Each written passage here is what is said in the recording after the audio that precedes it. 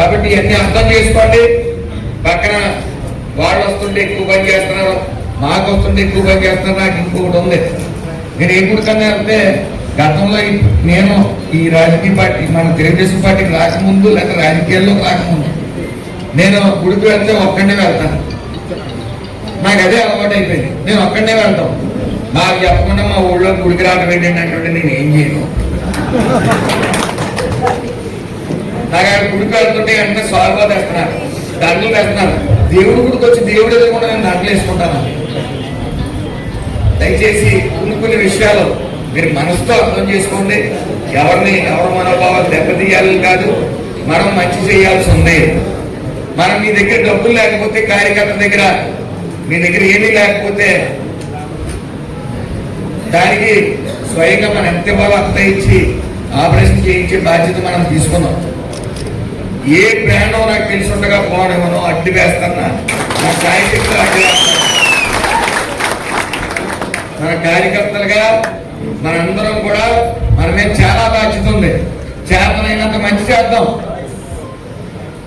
అది చదువు విషయంలో మొన్న కూడా నా పుట్టినరోజు రోజున 113 మంది పిల్లలను దత్తత తీసుకోవడం జరిగింది. అది నేను తీసుకోవడం కాదు, ఇక్కడ సగౌరవంగా చెప్తున్నాను. రామచంద్రపురం నియోజకవర్గ ప్రజలు, నాయకులు నాతో పాటు 21 లక్షలు ఇచ్చారు. నా సొంత డబ్బులు కాదండి అంతా. కార్యకర్తలు ఇక్కడున్న మండల ప్రెసిడెంట్లు గారు చాలా మంది 50,000 1,00,000 కూడా ఇచ్చిన వాళ్ళు ఉన్నారు. 21 లక్షలు ఇచ్చారు. మనం అక్కడ వచ్చి తల్లిదండ్రులు పోయిన పిల్లల్ని పిలిచి ఏమో మీ నాన్న ఏ పార్టీ అని అడుగుతామా? వాళ్ళు చనిపోయి ఉన్నారు, మీ నాన్న ఎవరు కొట్టేశారని అడుగుతామా? అడగం కదండి. చదివిస్తున్నప్పుడు అడగం, హాస్పిటల్లో ఉన్నప్పుడు కూడా ఎలా అడుగుతామండి? నిజంగా మనం 10 నిమిషాలు నేను ఈ రోజు చెప్తున్నాను, ఈ సేవాభావం నాలో ఎందుకు కలిగిందో చెప్తున్నాను. ఇద్దరు కవల పిల్లలు తల్లికి. అతను నా దగ్గరికి వచ్చాడు, ఆ నాన్న తాగబోతు వచ్చాడు. మా అబ్బాయికి బాగాలేదండి అని వచ్చాడు. అంటే అంతకుముందు కూడా ప్రతి ఏదో కారణం చూపించి 1,000-2,000 పట్టుకెళ్ళేవాడు. మా అబ్బాయి బాగాలేదని ఎప్పుడు చెప్పి కదే కదని నేను నెగ్లెక్ట్ చేశాను. నెగ్లెక్ట్ చేస్తే 3 సార్లు వచ్చాడు ఇంటికి, నెగ్లెక్ట్ చేశాను. 4వ సారి భార్యను తీసుకుని వచ్చాడు.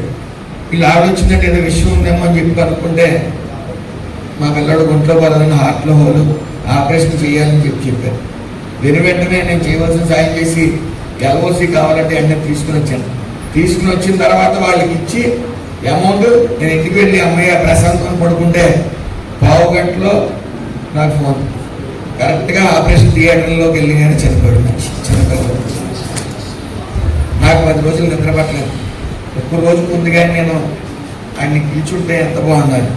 కాబట్టి ఆరోగ్య విషయంలో నేను ఎప్పుడూ అశ్రద్ధగా ఉన్నాను. అది ఏ పార్టీ అన్నా కానీ మనిషి చావకూడదు. అలాగే అప్పులు తట్టుకోలేక కూడా చనిపోయే రోజులు. కరోనా వచ్చిన తర్వాత ప్రతి ఇంటికి కరోనా టచ్ చేసింది. ఈ రోజు ఆర్థిక వ్యవస్థ సర్వనాశనం అయిపోవడానికి కారణం అదే. చాలా మంది, కొంతమంది అందరు డాక్టర్లు అన్నారు, కొంతమంది డాక్టర్లు మేడలో 10 మేడలు అయ్యాయి. కానీ అందరం ఆర్థిక వ్యవస్థ సర్వనాశనం అయిపోయింది. ఈ రోజు కూడా అప్పుల నుంచి తేరుకోలేదు చాలా మంది. ఇక్కడ ఉన్న వాళ్ళు కూడా చాలా మంది ఉండుంటారు. అందరింటికి టచ్ చేసి ఉంటుంది కరోనా. 2 లక్షలు 3 లక్షలు 5 లక్షలు అయిపోయింది. అందులోంచి ఇంకా బయటపడలేదండి. ఈ అప్పులు కట్టుకోలేక చాలా మంది ఇక్కడ కూడా మీకు తెలుసు, పేరు వద్దు, చాలా ముఖ్యమైన కార్యకర్తలు 2 చనిపోయారండి అప్పుల నుంచి. చనిపోయిన తర్వాత ఆ కుటుంబానికి మనం ఏం చేయలేం. పెద్ద పోయిన తర్వాత మనం ఏం చేయలేం. తల్లి పోయిన తర్వాత మనం ఏం చేయలేం. చేతనైనంత మంచిగా చేస్తాం.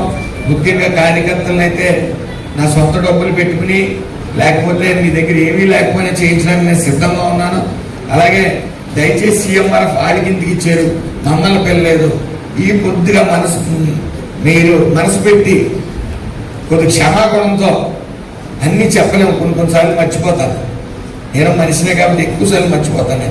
నాకు ఈ ఒత్తిడి వల్ల ఆవిడ మాకు చెప్పలేదు, మేము రాము, మా ఆడెవడికే ఇవ్వడం ఏంటి, ఈడెవడికే అయ్యుప్పులు ఏంటి.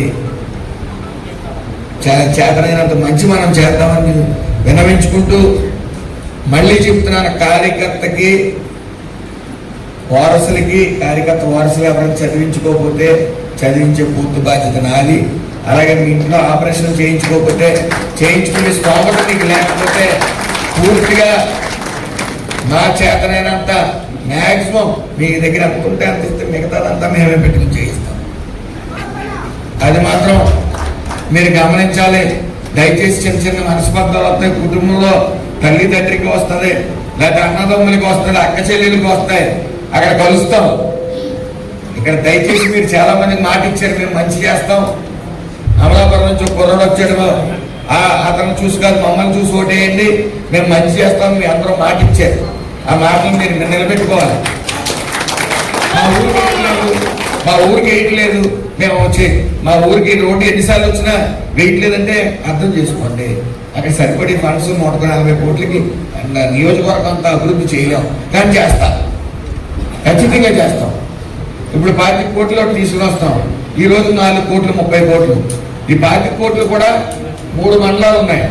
3 మండలాలు 8 కోట్లకి చెప్పిన మనం 77 గ్రామాలు ఉంటే సుమారు 30 లక్షలు ఓ నియోజకవర్గానికి ఇవ్వచ్చు. అయితే గతంలో అభివృద్ధి చేస్తుంటే మనం రోడ్లు వేస్తుంటే మిగతా వాటికి ఇంపార్టెన్స్ ఇచ్చి వేయడం జరుగుతుంది. మీరు ఎవరో వైసీపీ వాళ్ళు విమర్శిస్తుంటే మీరు దానికి తాళాలు వాయించుకోండి. అలాగే మీకు మరొకటి చెప్తా ఉన్నాను, వైసీపీ వాళ్ళని ఈ రోజు వరకు మనం ఎక్కడ కూడా వచ్చి శృతి మించిపోయిన వాళ్ళకి తోకలు కట్ చేసాం తప్ప ఎక్కడ ఒత్తాసు పలికిన పరిస్థితి లేదు. అలాగే ఏదైనా ఇబ్బంది పెట్టి ఫర్దర్గా పిచ్చి పిచ్చి వేషాలు వేస్తే కూడా ఉపేక్షించింది లేదు ఇప్పుడు వరకు కూడా. అయితే ఒకరు మాట్లాడతారు, అయ్యో ఆర్టీఓ ఆఫీసులో ఆటకే పనులు అయిపోతున్నాయి, ఎంఆర్ఓ ఆఫీసులో ఆటకే పనులు అయిపోతున్నాయి. ఎక్కడ అవుతాయండి? ఎందుకు అవుతాయండి? అక్కలేని ఇక్కడ నుంచి మండల ప్రెసిడెంట్లు ఉన్నారు, మీకు పని అవ్వకపోతే మండల ప్రెసిడెంట్లు దగ్గరికి వెళ్ళాలి. వాళ్ళందరినీ కూర్చోబెట్టి ముఖ్యమైన కార్యకర్తలను కూర్చోబెట్టి ఈ రోజు ఎన్నుకున్నారు కాబట్టి ఆర్టీఓ గారిని ఈ మిగతా కార్యవర్గాన్ని ఎంఆర్ఓ గారిని అందరినీ తీసుకుని వచ్చి కూర్చోబెట్టి బాధ్యతలు అప్పు చెప్తాం. ఇప్పుడు ఈ పనులు అటువంటి ముళ్ళు కిరటాలు నీళ్ళు నలుగురికి నాకు కొంత బాధ్యత తగ్గి నీళ్ళని నలుగుతాం. ఇప్పుడు డాక్టర్ బాబు గారు అదే ఇందాక అన్నాడు, 20 సంవత్సరాల నుంచి నాకు కోరికండి అదే, ఆ 20 సంవత్సరాల సందా నేను తీరుస్తానే. ఆయన కష్టపడి తప్పమే. ఆయన కూడా వాస్తవం చెప్తున్నాను, ఇది కోపం ఎక్కువ. దీనికి చాలా మంది చెప్పారు నాకు, నేను కోపం ఎక్కువ. డాక్టర్ బాబు గారు చెప్పారు కోపం ఎక్కువ అంటే తగ్గించుకోండి. ఆయన రివర్స్ లో మొన్న ఈ మధ్య ఏమండి వాళ్ళ చోటకి రండి, మీరు కోపడకండి, మీరు కోపడతారు ఏంటంటే రండి అంటే అప్పుడు నాకు సంతోషం వేసింది. డాక్టర్ బాబు గారు కూడా కోపం తగ్గించుకున్నారు. అయితే మీరు ఇంకోటి గమనించాలి, ఈ కాన్స్టిట్యూషన్ లో జనం తాకిడి ఎక్కువ వల్ల కానీ నాకు కూడా ఈ వెన్నుపూస దగ్గర కొద్ది నరం నలగడం వల్ల ఈ చెయ్యి ఒకటి లెఫ్ట్ హ్యాండ్ ఒకటి ఇబ్బంది పెడుతుంది. అలాగే స్పీడ్గా రియాక్ట్ అయిపోతున్నాను.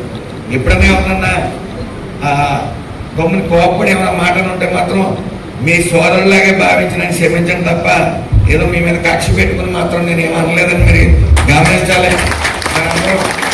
చాలా కార్యక్రమం అయింది.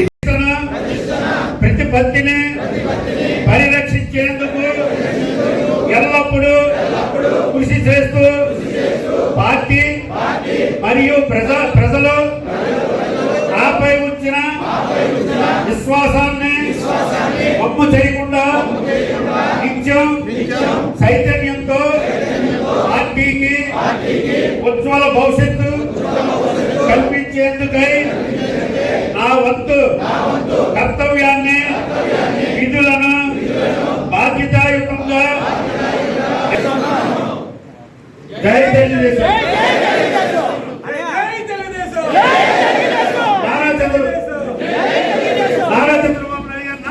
స్టేజ్ ద్వారా పెద్దలు సుభాష్ గారికి, సత్య గారికి అందరికీ నా నమస్కారాలు.